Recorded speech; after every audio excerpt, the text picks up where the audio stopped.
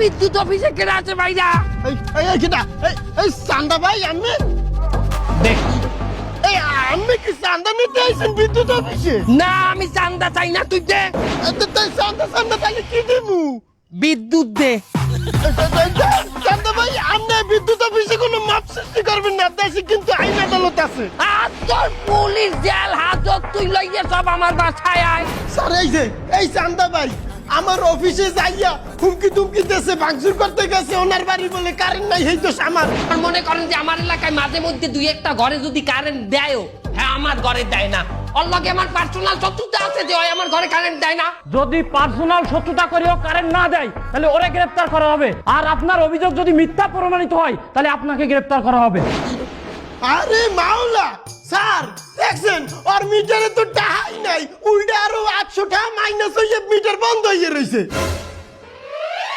ও sir, sir একটু ফ্যানটা সারিয়ে দেন, লাইটটা একটু জ্বালান, ছোট ভাই বেরাদার নিয়ে খুব কষ্টে আছি স্যার।